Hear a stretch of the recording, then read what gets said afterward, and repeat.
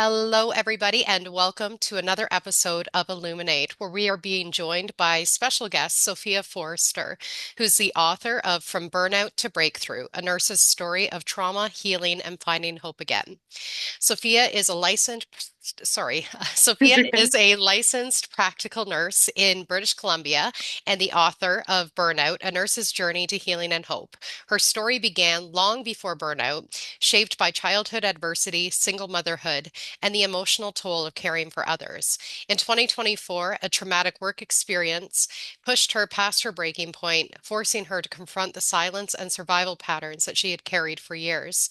What began as a private journal became a book and a movement, a testament to trauma, resilience, and the choice to heal.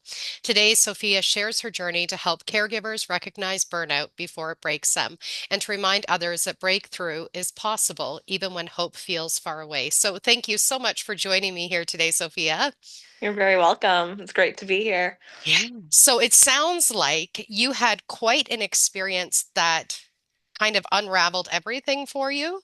hmm yeah, I mean, the whole growing up was like an experience that kind of unraveled, honestly, like just from like being born into like a place where like, it was just like it was very tense environment, and then, going into foster care later in adulthood, and then even like, getting married into an abusive relationship, finding my navigating out of that, and then like going into nursing school and realizing it's actually very similar to an abusive relationship. So just trying to like navigate through all of it, and through everything experience its own kind of different type of burnout there. Yeah. Yeah. Because it would almost feel to me like there was never actually a chance for your nervous system to just relax or to find a sense of safety. Never. Honestly, it was kind of like always like on the go, and always like, okay, what's next? What's gonna happen next? Like, it's yeah, it's definitely a scary place to come from. Yeah, for sure. For sure. And then there was this breaking point that happened just, I guess, a year and a half ago or about 2 years ago. Yeah. Yeah, so basically it was in 2023 where I had like a near death experience where, I got my wisdom teeth removed, and I basically I within 24 hours I got into septic shock, came and was like rushed to the hospital, almost like, my blood pressure was like almost dead. Like I was just not doing good. My own coworkers couldn't recognize me, and basically from there it kind of, I survived, spent like 5 days in ICU, and then, slow recovery. But I found myself through dance where I'm just like, oh, this actually kind of calms my like my nervous system. It helps me kind of cope a little bit. And so I started like, entering some dance competitions, and just trying to, figure out what I want, because honestly throughout life I was like, oh yeah, I have to do whatever they want, or Yeah. he wants, or this person wants, and it was never about what I truly wanted to enjoy in life. Yeah. So that kind of spurred like helped me, regulate my system a little bit better. And through dance I met my now fiance, which again, amazing. But in the past year, my one of my coworkers had passed away, due to like, I feel like it's just due to the system and the pressure and stuff like that. And even like I had a traumatic experience with my witnessing an event that happened at work where, one of my coworkers was like, attacked almost at knife point Mm. until she had to like grab the knife away. So honestly, all these experiences that I've had in nursing, I'm like, all right, this is where the burnout happens. Like this is my breaking point in my nursing journey right now. How can I like, help others through this? And how can I share my experiences and my stories? Because it's a lot to unpack, to be honest with Oh, you. absolutely. Yeah. Absolutely. And I always find that people who step into roles of helping others or serving others, whether it's in healthcare or psychology or anything like that, it's Mhm. because they know what it's like to not have anybody care for them. That's true. Right. And so they tend 100%. to be people pleasers and overgivers, and Yeah. they're just always giving. hmm and they don't really recognize their own boundaries and limitations because they're always giving until that it hits that breaking point where Yeah. it totally destroys you and you're like, what am I doing now? Yeah. Even I'm still working in emerge in the hospital, but even the last couple of shifts that I've worked, I came home, we were being pushed to our limits, working 12-hour shifts. We didn't get any breaks. And, and we're getting increased the number of patients to the amount of nurses. And it puts so much pressure on the nurses. Yeah. So it's literally, I come home and I just break down crying because, it's at that point where I want to help, but the system isn't allowing me to help in the way that I want to. Yeah. And so I'm really trying to advocate and speak up for nurses and speak up for the people who are vulnerable and stuff like that, especially for patients too, to try to get to try to help, address this issue that, this isn't just in BC here. This is, all across Canada. This is happening everywhere. And, how can we how can I be more proactive? How can I get my voice out to speak up for nurses and patients? Because even in talking with patients, they're scared, Yeah. they don't they feel like they also don't have a voice as much as nurses don't have a voice either. Yeah. So it's just kind of scary how the system is going right now. Yeah.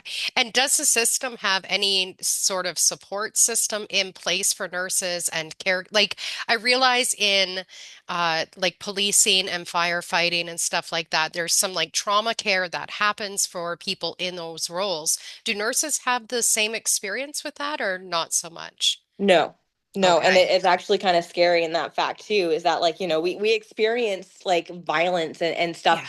daily on even that experience that I had, it wasn't just a one-off. It was literally we've had computers thrown, we've had things thrown at us, we have patients that get aggressive, we've had knives pulled, more different types of knives pulled on us. We've had people, come into x-rays and they have knives in their pockets. So Wow. it's not a one-off experience. It's literally this stuff is happening on the daily and there's no real support because again, it's nurses are kind of underlooked. And at this point, we're for us in BC, we're going through bargaining soon as well. And we they had a forum come out or whatever, that you vote on, and they asked if we'd rather take a pay cut or take a cut on our benefits. So it's kind of and those benefits are the ones that support, we have massage therapy, we have, the mental health. And so, that's kind of why, how are we actually treating our nurses? We're going through a lot more. I started during COVID, and I can Okay. tell you it's a lot worse now than it was back then. Wow. Okay. Mhm. Okay. Yeah. And so I realize you've started a movement with your book and with helping Mhm. nurses with burnout. So what does that look like? It's a very slow process right now. Okay. Yeah, We're planting honestly, seeds. yeah, planting seeds. I'm reaching out to a lot of people trying to, get my story out there. I had a couple of meetings already. Like one was a burnout meeting I had with a fellow coworker as well, and we basically talked about what is that first thing in nursing that you leave at the door. And when you walk into work, and one of the things that I recognize that it was my voice, because we're Mm, constantly silenced, we're constantly told oh, this is the way it is. I am speaking out more and more, and it is scary because there may be repercussions for me even yeah. speaking out, and I am aware of what these repercussions may be, but at the same time, I feel like I'm at that point where I really, my heart is in the place where I really want to help nurses, even if it's at the cost of my own nursing career. Mm, So I okay. just, yeah, I'm being more vocal, and I'm attending more meetings that would help, like, empower nurses and speak out. So it's a slow process, but we're getting there. Awesome. Awesome. And when you think of this vision that you have for nurses, what Mhm. would that look like? What would that kind of care for nurses look like in your highest mind? Yeah, it would be more like you know, it would enable nurses to speak out more on their own experiences, I find, without fear and without repercussion. I feel like Okay. that's the main thing that's holding a lot of nurses from speaking out back, is that fear, the constant, like, oh my goodness, I'm going to get fired if I say this, or, something's going to happen. And yeah, you know what? We do have, like, nurses do have a union and stuff like that. But at the same time, there's only like, the good nurses are always scared of, like, the repercussions. Yeah. We're always scared of, like, what might happen if we speak out, or we speak our mind. But honestly, I feel like the movement that I'm looking for is to help nurses speak out and to help patients as well. Okay. Because a lot of patients, again, they have that fear. We have like 6 to 7 patients for one nurse, and when you're having that, it's scary because we can't take care of all the patients at once, right? You have to Yeah. go individually, one at a time. And when patients can't get their needs met right away, and like they need help, they need changing or whatever, it's hard because we can't get to them right away.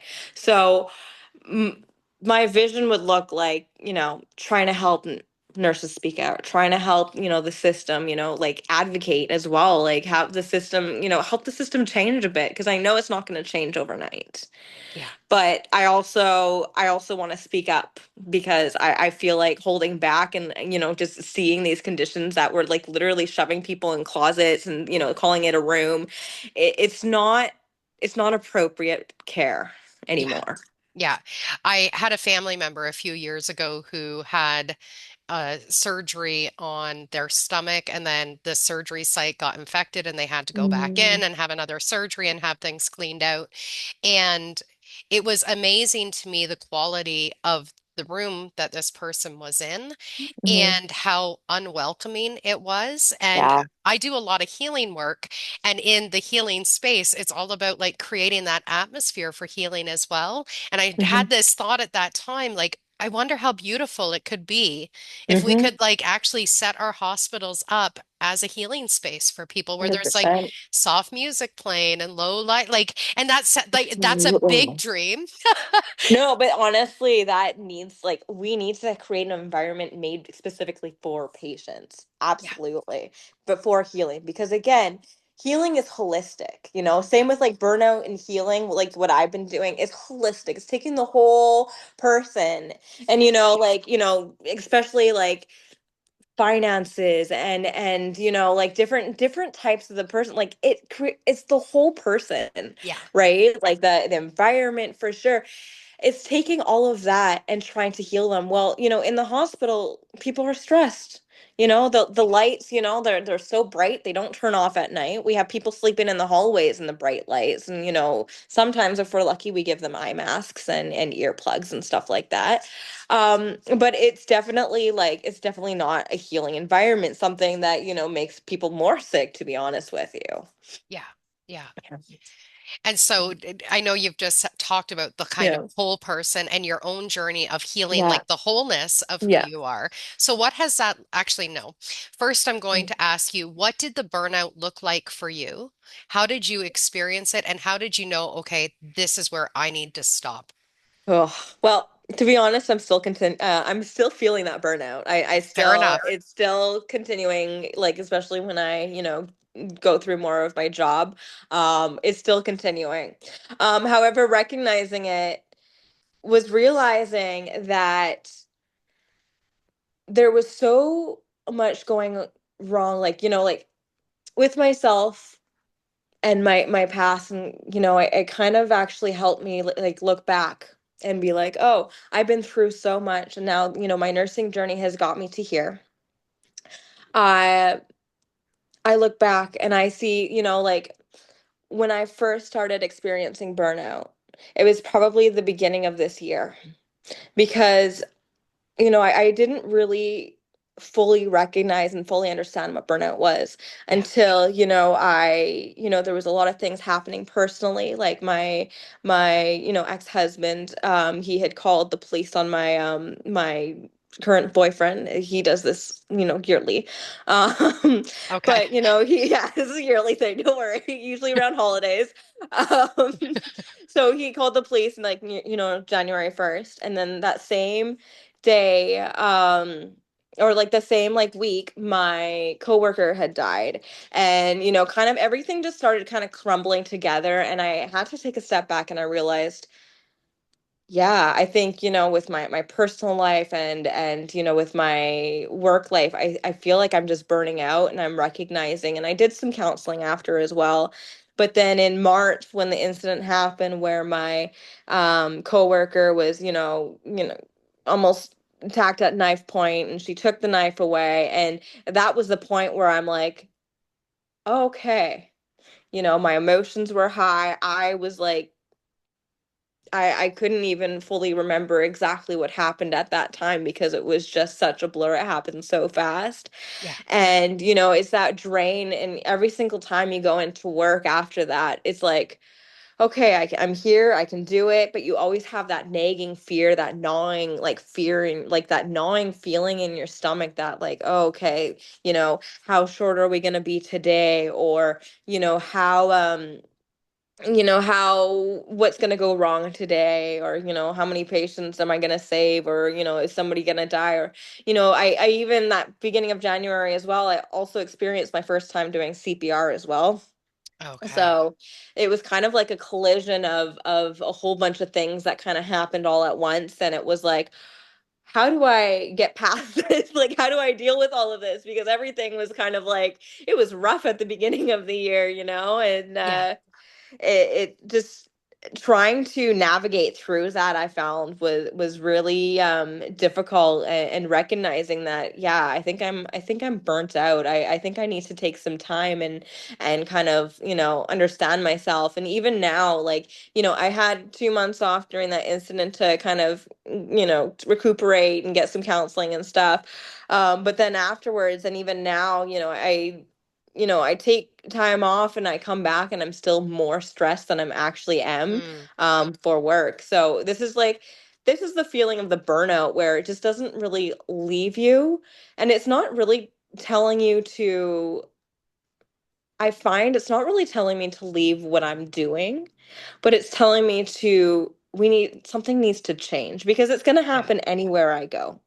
Yeah. Like, I go to, everyone's like, oh, why don't you go, somewhere, long-term care, or, somewhere else that's not like emergency, because I know it's the most fast paced and the most like, um, so probably one of the hardest places to work. Um, However, I I love my job. I love Emerge. I really want to help the nurses that are in Emerge now, Yeah. and that are in these. Like, it'll happen anywhere I go. Long-term care, they're also very short, Yeah. anywhere. Like, honestly, if I home care, same thing. There's also, like, there's too many clients who are living at home now, and there's less nurses, so your workload also gets piled on. So I really want to be able to, help people to voice what is exactly going on, and patients and nurses. So that's kind of what yeah. Okay. Okay. And then my next question was going to be, what have you done for yourself to help alleviate that burnout? I realize you've done some counseling and then Hmm. you also wrote a book. So Yeah. that's the journey I really want to hear about. Yeah, absolutely. Actually, the funny thing was is that I had one session with a life coach, and it was amazing. We spent like, what, an hour, maybe 45 minutes or an hour just talking. It was amazing. And she encouraged me to journal. So I was like, okay, I'm gonna journal. And I kept putting it off for a couple of days, and finally, there's this one day where I was waiting for a shift to come up on my phone because I didn't have a shift booked, and I was like, oh, okay, I guess I'm gonna sit down and journal. And I sat down and I wrote a book instead. So pretty much it happened overnight. And I came out with this book, and I, got it. I edited it and everything, and I came out with it probably within 24 hours. Wow. Wow. Because I was so sick of the system. I was sick of like what was going on, and I'm like, this is, and I keep looking at the past. I'm like, because the journal was supposed to be about what does the future look like for Okay. me. Okay. And what does, what do I, when I look at the future, what do I see? And so for me, before I even had to think of the future, I had to acknowledge all the things that I did in the past. Like what brought me to this point, what really happened. And it really helped me look back and, okay, so I grew up in this environment, and then this happened, and then I got married and at a young age, and this is what happened, and then I had a son. So just trying to like see everything that had happened up into till this point, and then trying to look at the future and be like, okay, so this is what I'm gonna do next. This is what I'm Yeah. gonna do now. So it's really, really, it's really interesting.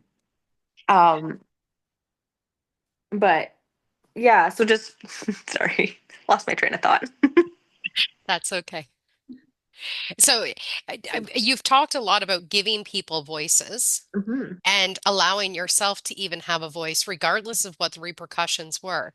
And Yeah. so it brings up curiosity in me. When you were a child and a young person and whatnot, Mhm. did you feel silenced in your 100%. experiences? Okay. 100%. Absolutely. I had no voice. Yeah. I was always told, like, to silence myself. And even in foster care, I didn't say anything because I always felt like the devil known was better than the devil unknown. Mm. So, the people who I was staying with, I stayed with for the whole time. And I said nothing because I was like, you know what? It could be worse. That's Yeah. it. So yeah, I was silenced a lot. That's why I feel like at this point, and even when I was in my abusive relationship, I was Yeah. constantly silenced. I wasn't allowed to speak out. And when I did speak out, it was just like, oh, you're, what the heck? And, there was a lot of gaslighting and, a lot of emotional abuse there as well. Yeah. So now at this point, now I'm realizing, like now when I'm in nursing and I realize this is that, they're trying to silence, I'm trying to be there. I feel like I'm trying to be silenced again. I'm like, absolutely not. Yeah. Like, this is the point where I'm like, I am done with that. Like, just, Yeah. I know something is gonna happen. Like, even for like job opportunity or something, I know something's gonna happen in the future for me and I feel it. I just, at this point, I don't know what it is. It's the unknown at this point. Yeah. And that's okay. That's It's okay. okay. Scary, which is okay, but it's Yeah. I always find when there's been a pattern of something like someone being silenced, and Mhm. then they finally have that kind of breaking moment of Mhm. like, fuck this, no more. I am Yes, speaking up. It's like that absolutely. voice becomes their gift, Yeah, you know? yeah. So I'm really excited to see how your voice starts to transform things for yourself, but then also for your patients and the other nurses as well. Thank you. Yeah, Yeah. honestly, I appreciate that. Yeah, no, yeah, that means a lot. I find it interesting as well that nursing, this might sound a little bit narrow, but nursing typically is a female-led role.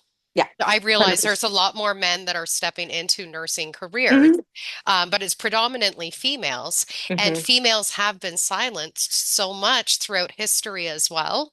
So Absolutely. it's interesting to me that they get away with these kind of systematic kind of ways of doing things, Hmm. and probably under the premise that the women aren't going to speak up anyways. Absolutely. 100%. Yeah. Absolutely. And that is the issue that, I'm finding as well. Like this is the thing is that yeah, you're right. We are in a female dominated role. And the male like kind of what you were saying earlier is like, the police, the firefighters, they get all those extra benefits to help with, the trauma and stuff like that, but we don't. Why? Because again, we're being silenced again. We're nurses. We're female. Like most of us. Obviously there are more males coming into this system, as you were saying, but at the same time, the majority is females, Yeah. and it's kind of like our trauma. is being limited, whereas like, with the police and the firefighters and with the EMS, like whatever they deal with as well, that it's that's they get the more support because oh, we can just suck it up, or oh, what, it's nursing, it's part of nursing, right? Like, Yeah. it's normal, which I don't understand what normal is really in nursing anymore. Yeah. Yeah. Yeah. But I mean, I've noticed at our local hospitals and even our doctors' offices and stuff, there is signs everywhere that's like, if you're violent towards our staff, if you're raising your voice, if you're, you can't get physical or whatnot. And it's so interesting. I don't remember that when I was a child. No, I don't no. remember that when I was younger, that people had to be reminded to not get into altercations with the nursing staff or Mhm. anything. Oh yeah, absolutely. It is scary, for sure. And like again, we recently put up signs in our hospital as well to say, violence is not, it's not accepted there as well. And it's crazy because people ignore the signs. They don't Yeah, they don't care. Yeah, they'll look at the signs and they'll yell at you more. It's yeah. more like, oh yeah, I know what that is. So eh, it's really a hard place to come from, to be honest with you. It Hmm. it definitely, the environment definitely has changed. Yeah, And people have become more not as understanding as they maybe used to at one point. Because yeah, again, I mean, in another way, I kind of, in devil's advocate kind of way, I get it because when you're waiting in the emergency room for 12 to 16 hours, waiting to see a doctor and you're not feeling well, kind of makes a bit of sense. And you're scared, you don't know what your tests are and stuff like that. Yeah. yeah. Yeah, it's definitely not an ideal situation for anybody that's in that emergency room. No, no, definitely not. Yeah. So it's kind of it's definitely scary. We have had some traumas in our waiting areas too, where we've had, okay, you need help right now, and it's, yeah, it definitely does get scary at sometimes too. Yeah, yeah. And then how has the administration or the system responded to you so far as you've become more vocal? So far, nothing yet. Okay. But we'll see. Honestly. Uh, yes, it's, yeah. Again, we're in the beginning of process of me raising, like, me raising my voices to these issues. I actually have another meeting to go to after this as well, to go and talk to like our union about these issues a little bit more in detail too. I have like, I have raised issues in the past regarding security and safety and stuff like that. But yeah, it's kind of at that point where it we're just kind of fighting through it, trying to, I've been emailing and mailing my MLAs and stuff like that. I have actually been sending recently. I actually sent my book out to two different hospitals and two different emergencies as well. So I'm trying to get my book out just by like even getting it to the emergency rooms and different like hospitals throughout where I am, just to get it out there, and just to tell people, hey, wait, you're not alone. I see you. I understand you. Like, the burnout we're feeling, it's not singular, it's happening all across the country. Yeah, yeah. And then does your book have kind of pointers or helpful hints or anything like that for those who are experiencing burnout? Absolutely. Awesome. Absolutely. In the back of the book, I have like 10 pointers of, if you're experiencing burnout, throughout my book, I mention how it feels, and that you feel like a shell of inside of yourself, that you don't actually feel like yourself, you get grumpy and stuff, and you're not, you're just not you. Yeah, um and I highlight those points as well, and I say, it's okay at the very end, it's okay if you've taken time off and you come back and you're still burnt out. It's okay to walk away. yeah, It's okay to leave what you're doing because it's too much. it's hard, and it's definitely hard to make that decision. I'm at that point right now where I'm looking for, something else to do, looking for a way out. Um, and it's scary to think of change, but at the same time, I know what it is I want to do. It's just in the how. Yes, and the how is like that's the universe's job to figure that out because our Right? brains just Exactly. can't process it. Exactly. And then I love that you give permission to people to be able to, go take the time off, come back, and still just not feel okay. Because I think for a lot of people, we think there's going to be an end point to the ways that we're feeling, or an end point to healing the trauma, or, Mhm. experiencing life completely different. And it doesn't necessarily always look like that. No.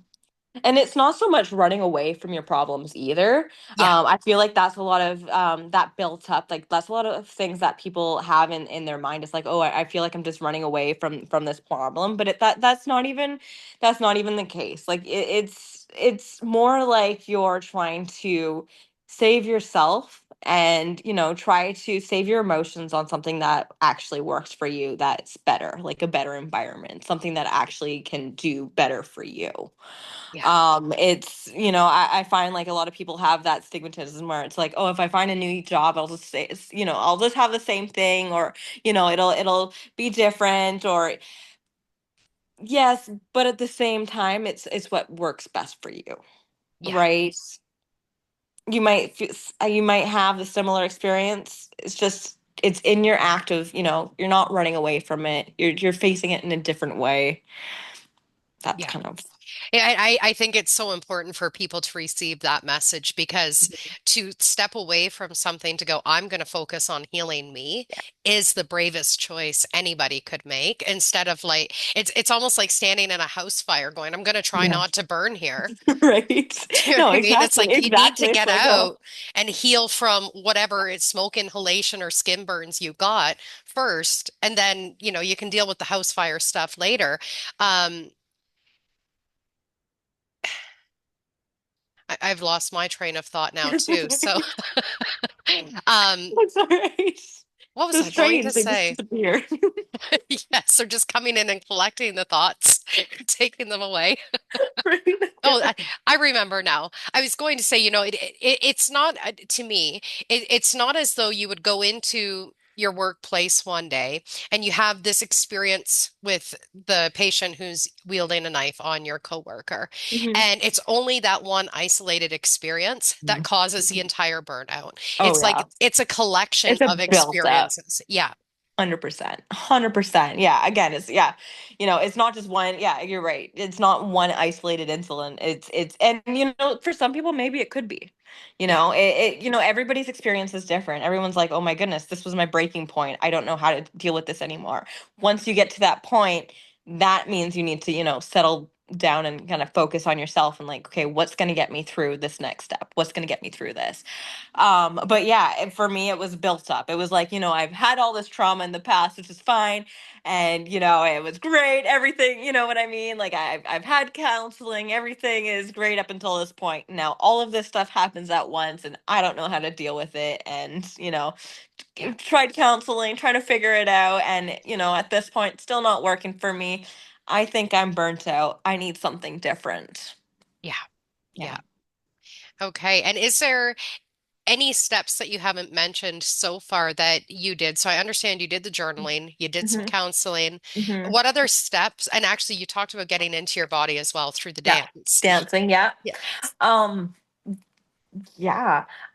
Meditation. I have been doing a lot more like deep breathing, especially in the last couple of weeks. Right before going to work, taking some nice deep breaths in and out and just trying to, even when it's one of those crazy shifts where I'm working 12 hours, I'll still go into the med room while I'm, preparing my meds, and I'll just take some nice relaxing deep breaths and try to focus on what I'm doing and focus on like the peace I have within me. I've also been making bread. Okay. Yeah, I've been baking a little bit more on my days off and trying to, I do a lot of baking during Christmas too, so I'm just trying to focus on, what makes me happy and what kind of like brings me peace and helps me through the days a little bit more. Yeah, beautiful, beautiful. And then did you find any challenges? Because I understand you're a mom as well. So did you find Yes. any challenges between the balance of taking care of you and also taking care of your child and or children? Yeah, so I have one son and he Okay. is autistic. He has ADHD and Okay. developmental delay. Okay. So he is amazing. But yes, there's definitely been some challenges as well. Yeah. I don't drive. That is one of my things as well is in foster care we never learned and then, being in an abusive relationship, kind of like the fact that I didn't drive. So I have been learning slowly how to drive, and I believe, Congratulations. thank you. I have my test coming up, so hopefully, hopefully everything goes well there. Yeah. But yeah, so everything that my son and I do, just even taking him to the therapies and doing stuff with him, is always by bike or transit, trying to get to places. So it definitely has its challenges for sure. Like, the long hours, the time it takes us to get to one therapy to another therapy. It's definitely challenging and it has a lot of we again on the bus we do have a lot of like quality time together and we do talk about things, but yes, it definitely is like time consuming as well. And even like I find that the more burnt out I get, the more like short I get, like especially with my like with how we are, oh, just get your socks on, like, oh, you can just do it. And Yeah. it's hard because he does have limitations and he does have, it is difficult for him. He does have dyspraxia, which is like the difficulty with movement. Mm. So sometimes he does take a little bit slower and it's definitely hard to acknowledge sometimes. Yeah. But yeah, even recognizing your own flaws and like your what will kind of make you tick in that way, and realizing sometimes you just need to take a deep breath and breathe through things instead of being short. It's Much hard. easier said than done, for sure. For Exactly. sure. Oh, 100%. And I find just for moms in general, it's another role where there's a lot of people pleasing that Yeah. goes on, and Hmm. there is a societal expectation on Hmm. that people pleasing. We're there to be there for our children. Hmm. And then when Hmm. your children have higher needs than other children, Yeah. you need to be there in a much bigger way, which then again takes away from that time for you. Oh, 100%. 100%. And are Absolutely. you able to engage your son in activities with you for yourself? Like, does he help you bake bread or He dance with doesn't. you? Yeah, so he doesn't like baking that much because it's Okay. very time consuming. But he does like so my fiance and I, like, sometimes on Sunday nights we will take him out. And the last time, we went dancing, he actually joined with the lesson and then he had people dance with him, which I thought was amazing because Yeah. he's definitely, stepping out of that comfort zone a little bit. Definitely, like with all the therapies that he started as well, he's been a little bit more vocal as well and trying to help him because he has a stutter. Okay. So, he's always, it's been very difficult for some people to understand him, but now and like more and more, he's, slowing down and trying to articulate a little bit more so people are understanding him. So when we do go dancing next time again, I'm excited to see the changes that he's making as well to, even like he's learning the steps a little bit more. He's trying to practice with me. He says, "Oh, mommy, let's dance." So, yeah, he's sweet. Yeah, that's amazing. That's amazing. I always find that a lot of moms, it's almost like they put their own self-care and the things that they really enjoy to the back burner to focus Hmm. on the kids. But Hmm. being able to invite the kids into, like, I love this activity, let's do it Hmm. together. It just, 100%. it's an opportunity for both of you to find something new that you love. Oh, absolutely. Yeah, I try to like anything that I really like doing, like, either making cards or crafts or something that, because I'm a very kind of crafty person that way. But anything I like doing, I always invite him to try it. And if he doesn't like it, same with kind of like food, he's very picky eater.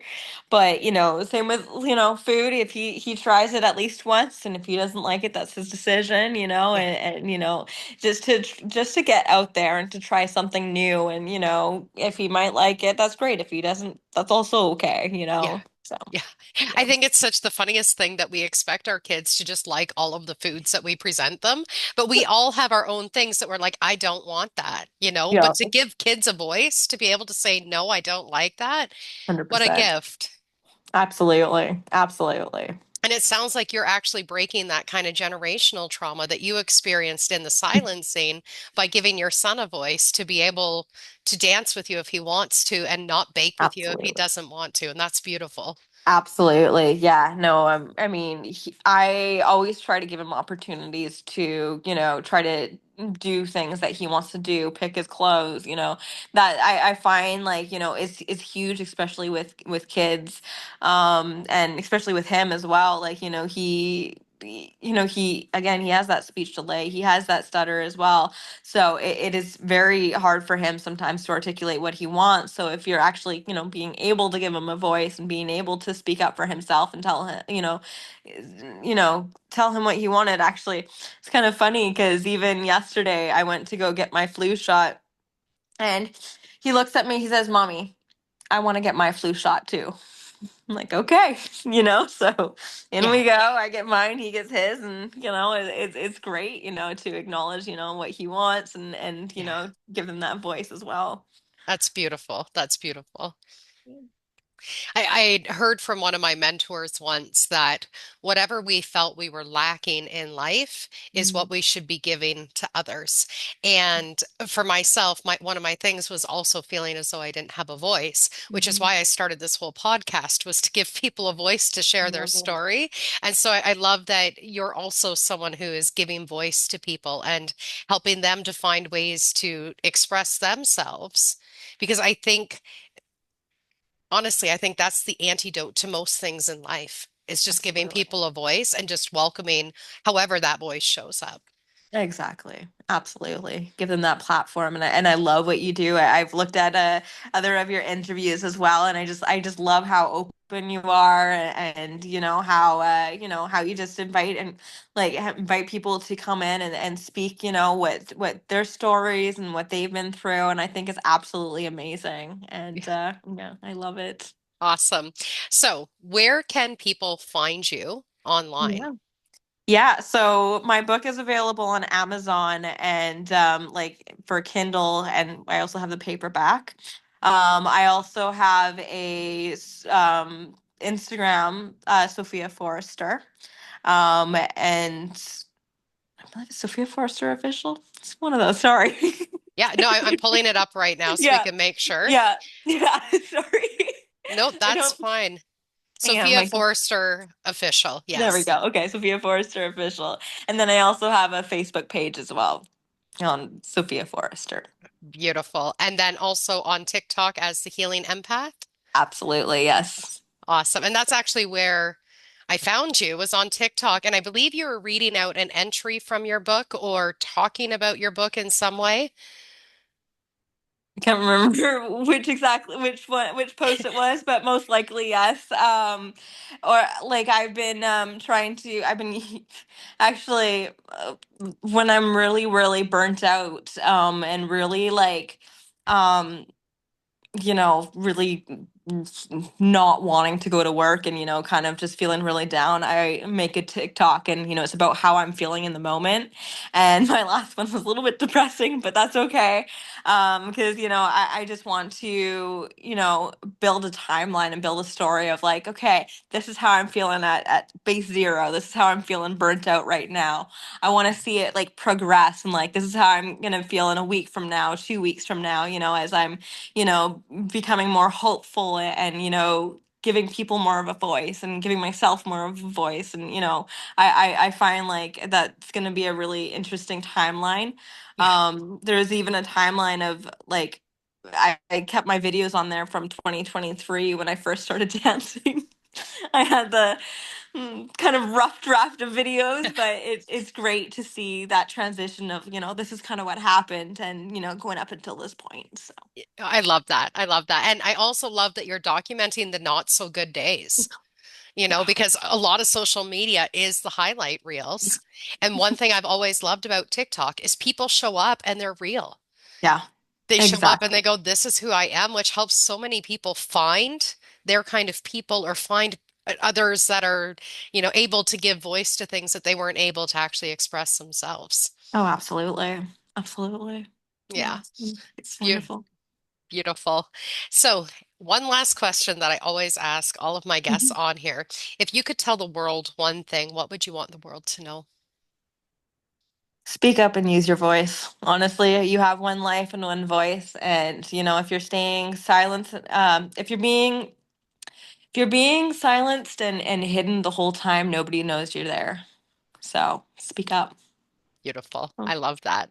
You're Thank you so much again very welcome. for joining us here. And if anybody is wanting to connect with Sophia, you can find her on Instagram at Sophia Forster Official, on Facebook at Sophia Forster, and you can buy her book, um, Burnout, A Nurse's Journey to Healing and Hope, on Amazon. So I hope that others will hear this message and go out and purchase that book, and also that nurses will be able to receive that support that you've given in this book. Absolutely. Thank you so much for this. It's amazing talking to you, Catherine. Awesome. Have a great day. All right, you too.